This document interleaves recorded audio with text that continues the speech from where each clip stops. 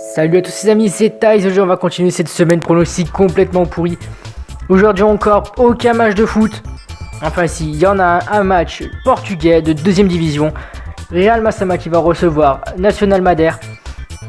Donc comme ce match là je n'y connais rien, j'ai dû demander à un ami à moi qui est portugais. Donc je te remercie, merci à toi. Donc du coup c'est le dernier du classement qui va recevoir le 3ème, Nacional Madère, qui sont sur des stats plutôt positifs, qui sont vraiment pas mal. Real Massama qui n'arrive pas à gagner, les stats sont pourris, une attaque complètement faible. Nacional Madère qui peuvent aller l'emporter, la cote est à 2€, on les met gagnants. Je vais pas débriefer plus longtemps parce que j'y connais rien, donc mieux vaut s'arrêter là avant de dire de la merde. Hier on a parlé un peu de basket, aujourd'hui on va changer, du tennis, hein, pourquoi pas. Donc il y a l'Open de Miami, donc on va dire il y a un peu mon chouchou, père, c'est mon chouchou, voilà c'est. Donc pour la petite anecdote, donc quand j'étais au lycée je ne savais pas quoi parier parce qu'il y a des moments, les après-midi avec des matchs de tennis. Et bien heureusement pour moi dans ma classe il y a quelqu'un qui adore le tennis. Et il m'a dit vas-y, mise sur père, c'était un match, je sais même plus c'était qui contre qui. Et père avait gagné. Du coup, je crois 2 ou 3 jours après, père a rejoué, je les ai remis gagnants, enfin je l'ai remis gagnant. Et qu'est-ce qui s'est passé? Père a encore gagné. Je me dis, oh, il est bon, père, il est bon. Et je l'ai remis gagnant, il a encore gagné. Alors qu'il était normalement pas du tout favori. Du coup, qu'est-ce qui se passe? Là, je le vois jouer, même s'il joue contre Zverev, je ne le connais pas, et je vais mettre père gagnant. Voilà, c'est tout simplement pour ça. Père, c'est mon petit chouchou. C'est comme hier avec Brooklyn. Et Brooklyn qui a réussi à s'imposer. Hein. Il y a eu match nul à la fin du 4ème quart-temps.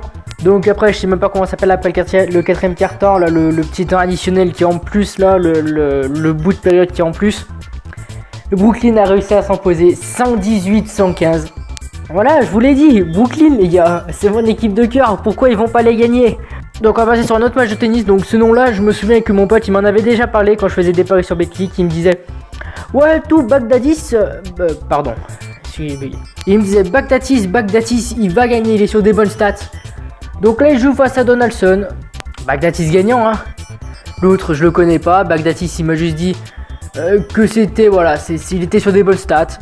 Pourquoi il n'irait pas continuer battre Donaldson? C'est entièrement faisable. La cote est à 90. Ouais.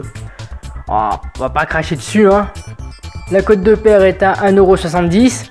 Et la victoire de Nacional Madère est à 2€. Si on combine tout ça, ça nous fait une cote à 6,46€. On est nickel les gars, on est nickel. On pose un petit billet de 5€ dessus, on peut essayer d'en gagner quasiment 40. On est bien, on est plutôt pas mal.